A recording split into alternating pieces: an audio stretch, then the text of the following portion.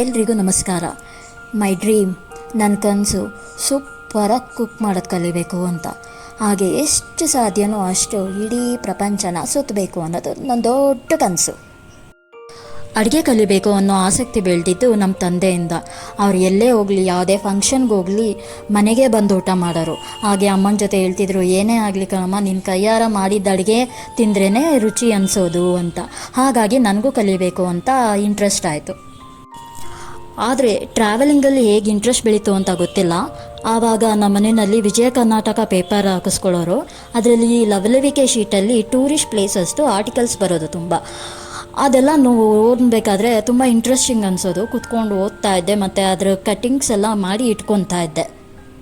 ಆ ಜಾಗಗಳಿಗೆಲ್ಲ ಹೋಗಬೇಕು, ಸುತ್ತಾಡಬೇಕು, ಆ ಜಾಗದ ಬಗ್ಗೆ ತಿಳ್ಕೋಬೇಕು, ಆ ನೇಚರ್ನ ಎಂಜಾಯ್ ಮಾಡಬೇಕು ಅನ್ನೋದು ನನ್ನೊಂದು ಆಸೆ. ನಾನು ಏನು ತಿಳ್ಕೊಂಡಿದ್ದೀನೋ ಅದನ್ನು ವಿಡಿಯೋ ಮಾಡಿ ಇನ್ನೊಬ್ರಿಗೂ ತಿಳಿಸ್ಕೊಡ್ಬೇಕು ಅಂತ ಈ ನನ್ನ ಪುಟ್ಟ ಚಾನಲ್ನ ಓಪನ್ ಮಾಡ್ತಾಯಿದ್ದೀನಿ. ಅದೇ ನನ್ನ ಕನಸು.